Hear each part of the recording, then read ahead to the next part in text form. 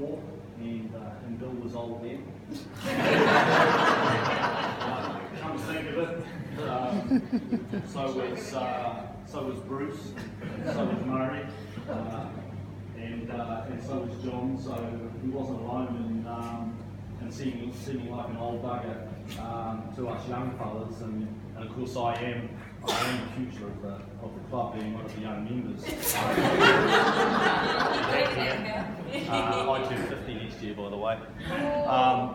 But you know, what can you say about Bill? You know, I remember a comment that Bill made at might have been his 70th or his 60th or his 50th, but who's counting, that we all owe it to ourselves to be the fittest that we can possibly be at least once in our life.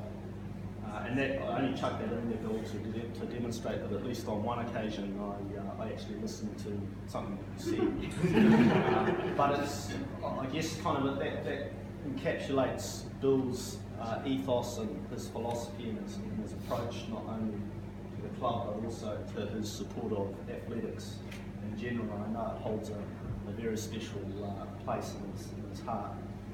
We're talking about a guy that at his fittest was a sub 2 hour 30 marathon runner, you know, which it doesn't matter what day and age you're talking about, that's an awesome time for a marathon.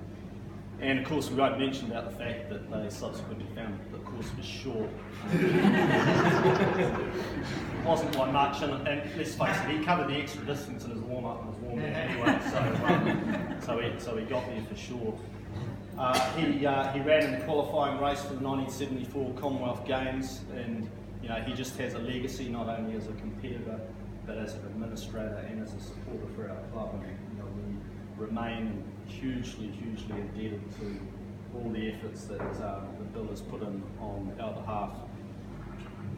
I was trying to think about how we can, you know, talk about some of the stories with Bill. Bill's finger is notorious. But I'm just really mindful in the current climate, and you know, some of the things that are coming out in the media, that we have to be very sensitive about these things. Otherwise there'll be a queue of people lining up for some sort of compensation from Bill in one form or another, even if it's just payback. But you know, that's been the great thing about Bill, was, you know, not only is he added to the club as a competitor and added to the club as an administrator, but you know, he's been fun to be around. He's never taken himself too seriously. He's never taken anybody else too seriously, from what I can make out either. And Bill, all we can do is just wish you a fantastic 80th birthday. Your eyes are a bit dimmer. Your legs don't move quite as quickly as they used to. Although Kath is doing her utmost to keep you young. But you know, you'll always be Mr. Clarkey to us.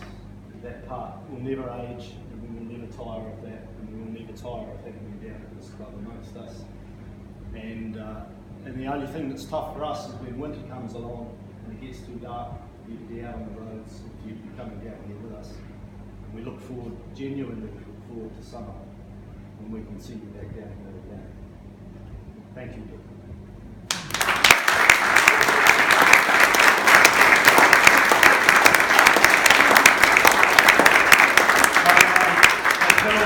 You can lead us, because I know you've got a great voice. Maybe you can lead us in a round of happy birthday for Bill. Don't look at me like that. Go, Taro! I can't sing!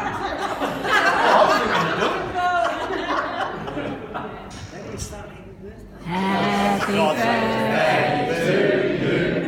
Happy birthday to you. Happy birthday, dear Billy. Happy birthday to you.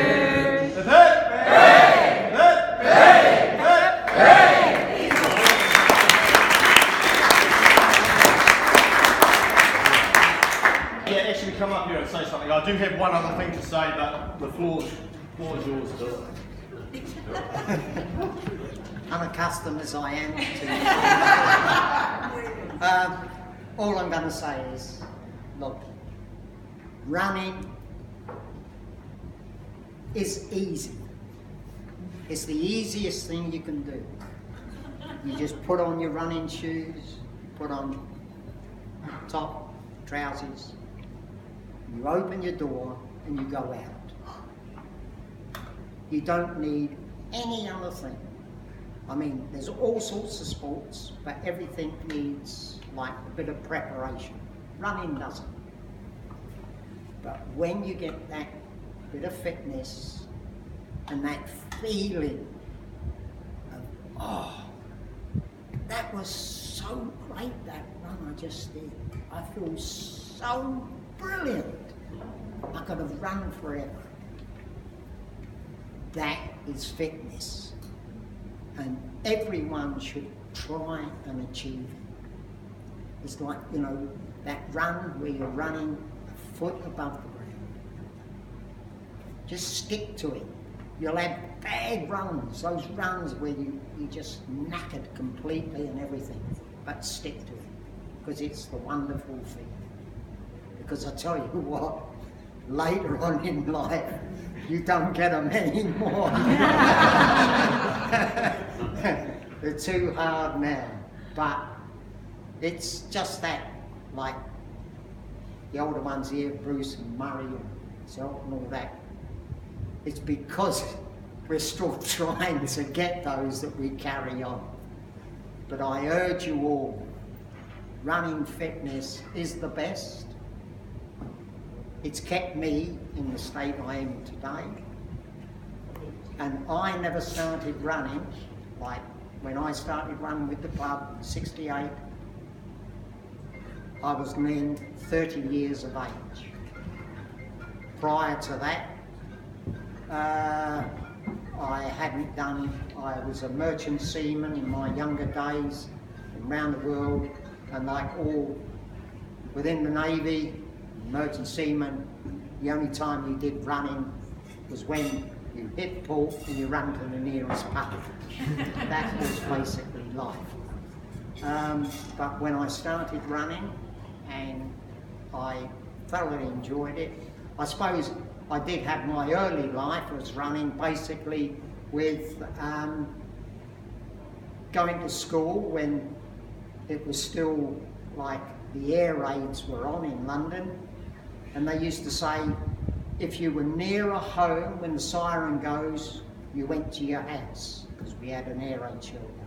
If you were near a school, you went to the school air raid shelter. You get all the way to the school gates and the air raid siren, they go and you run all the way home. Because, yeah, who wants to be stuck in an air raid shelter doing sums like that? But yeah, it's, to me, like running. I have done other sports, of course. I did a bit of cycling, I did a lot of kayaking, and I enjoyed that. But running is the essence of life. It is. That's what mankind is. That's we all. So I urge you all, keep on running and enjoy it. Whatever you do, whether it is just as, you know, basically without racing, or if you don't want to race, but otherwise doing the races, achieving something. A lot of us in those days, of course, everyone turned round. We all ran marathons, and we tried to run fast marathons. But running is the greatest. So, thank you very much, Emily. Thank you.